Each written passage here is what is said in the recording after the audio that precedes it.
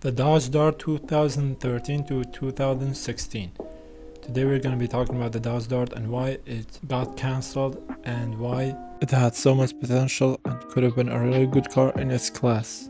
At first, let's talk about engines. The first engine is the 2.4 liter naturally aspirated 4-cylinder. The second engine is the 2.0 liter naturally aspirated 4-cylinder. And the third engine is the 1.4 liter turbo.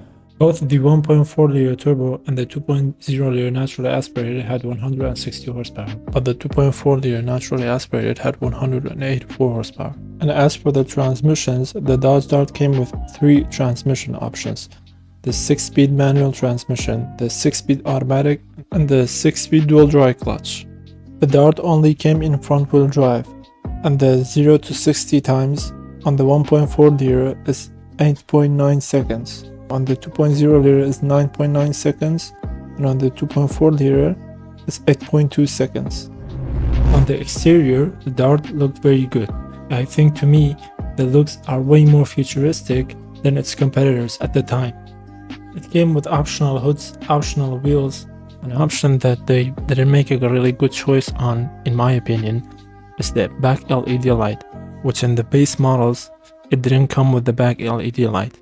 I think that's one of the reasons that people liked Dart, and it made it special. It should have been standard on the car.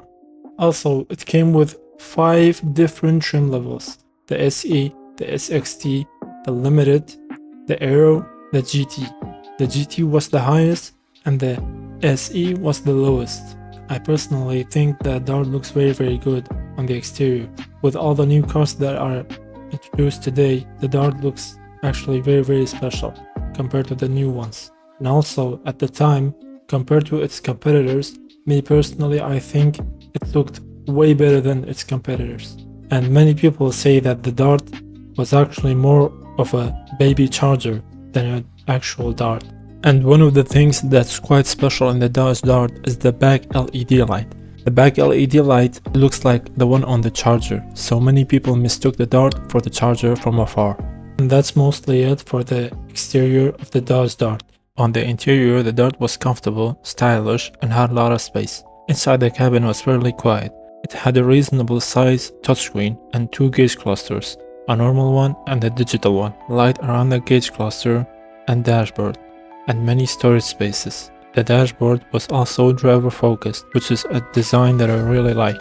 And in the back, it had a lot of space. And it had 10 airbags all around the interior, so the Dart was also very safe. With all the features combined, the interior of the Dart was very nice in its class and price. The base model started at $15,995 and the highest trim model went up to $22,495. The Dart also had good mileage, not the best mileage but good mileage.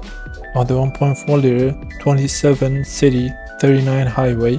On the 2.0 liter, 25 city, 36 highway. On the 2.4 liter, 23 city, 33 highway. And the Dart was also reliable.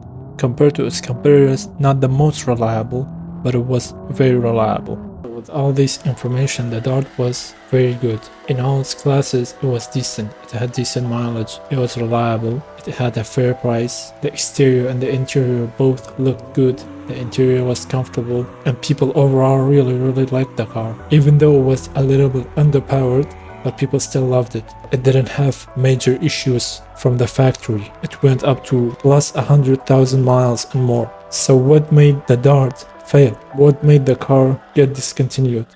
The first reason that made the Dart get discontinued and led to its failure is that it was rushed to production. And as we know, anything that is rushed comes with a lot of problems, and then it gets cheap fixes. So for Chrysler and Fiat, it was more important to get the Dart into the market rather than fixing all the minor issues and waiting for the right moment and time to release the car. One of the issues that came with the rushing to production was that Chrysler originally intended to get a 9-speed transmission into the Dart, but it wasn't ready for another 18 months, and they wanted to get it into market before 18 months. It was a lot of time for them, so they just put European transmissions into the Dodge Dart. So originally, the Dart could have been much more powerful and much more fuel efficient with the 9-speed transmission. Although the 6-speed transmission, the European ones on the Dodge Dart are not bad transmissions, but with the 9-speed transmission, a better mileage and better horsepower could have been achieved. One of the other reasons was that when the Dart first released and it was sent to the dealerships at the time, they all had manual transmissions, and 90% of US drivers are automatic drivers, so dealerships really struggled to sell the manual transmission Dodge Darts. And also, people at the time didn't really look for a manual transmission compact sedan for daily driving, so it was reported that dealerships put the Dart in the back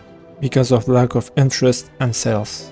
Another thing that they didn't make a good choice on was that the Dart was very heavy for its size and engine. It was much heavier than its competitors, and with its underpowered engine and heavy weight, the Dart on the uphills was really struggling. This also made the acceleration slower, and it took away from the fuel economy.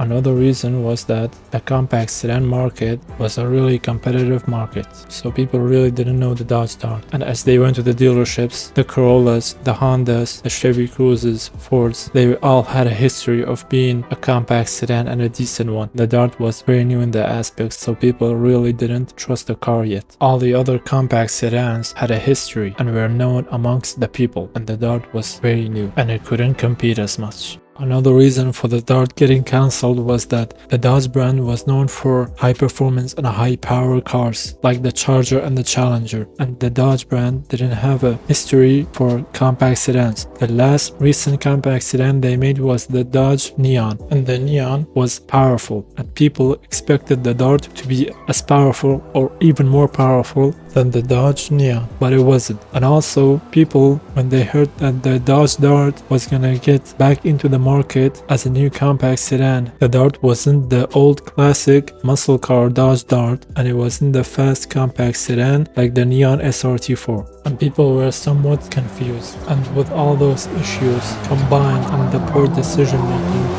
on 27th of January 2016, FCA announced that the Dodge Dart was officially cancelled.